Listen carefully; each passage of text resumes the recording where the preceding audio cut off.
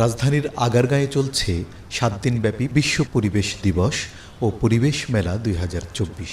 গত ৫ জুন বিশ্ব পরিবেশ দিবস উপলক্ষে প্রধানমন্ত্রী শেখ হাসিনা এই মেলার উদ্বোধন করেন। এবারের বিশ্ব পরিবেশ দিবসের প্রতিপাদ্য করব ভূমি পুনরুদ্ধার, রুখব মরুময়তা, অর্জন করতে হবে মোদের খরা সহনশীলতা। পরিবেশ মেলায় মোট ১০০টি স্টল দেওয়া হয়েছে। প্রতিদিন সকাল ৯টা থেকে রাত ৮টা পর্যন্ত এই মেলা সকলের জন্য উন্মুক্ত থাকছে। মেলা চলবে ১১ জুন পর্যন্ত।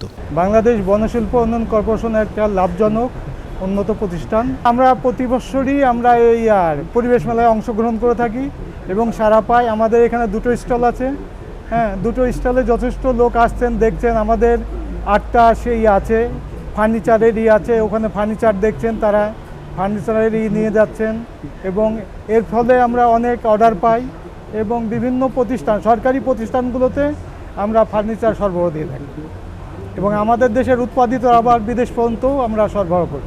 এবারের মেলায় সরকারি বেসরকারি বিভিন্ন প্রতিষ্ঠানের স্টল দেয়া হয়েছে। টেকসই ও পরিবেশ বান্ধব দেশ গড়তে জনসচেতনতা সৃষ্টি হচ্ছে মেলার মূল উদ্দেশ্য।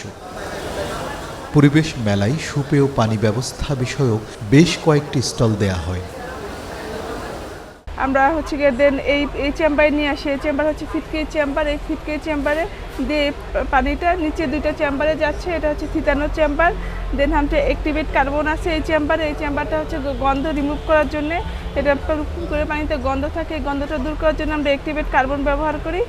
দেন এটা আমাদের ফ্রেশ চেম্বার। এই ফ্রেশ চেম্বারে আমরা নেই এবং ব্যাকটেরিয়া দূর করার জন্য আমরা ব্লিচিং ডোজিং ইউজ করি। দেন আমরা নিচে এখানে এই চেম্বারে আমাদের পাম্প আছে। পাম্পের সাহায্যে আমরা ওভারহেড ট্যাঙ্কে এই পানিটা দিয়ে থাকি এবং এটা আমাদের ডিস্ট্রিবিউশন লাইন। এই ডিস্ট্রিবিউশন লাইন দিয়ে আমরা এলাকার বিভিন্ন মোটামুটি 3 থেকে 4 কিলোর মধ্যে এইরকম ডিস্ট্রিবিউশন লাইন 10 থেকে 20টা পয়েন্টে আমরা পানি দিচ্ছি এলাকার লোকজনকে। পরিবেশ মেলায় বিভিন্ন সরকারি বেসরকারি প্রতিষ্ঠানের পাশাপাশি বেসরকারি বিশ্ববিদ্যালয়ের স্টলও দেখা যায়। আমরা Stamford university Bangladesh department of environmental science এখান থেকে এসেছি। আমাদের প্রজেক্টটা রিভাইভ দ্য ল্যান্ড। মেইনলি এই প্রজেক্টের মাধ্যমে আমরা মানুষদেরকে সচেতন করতে চাচ্ছি যে ডেজার্টিফিকেশন পরবর্তীতে কী পরিমাণ ভয়াবহ একটা ইমপ্যাক্ট ফেলতে পারে আমাদের দেশের জন্য।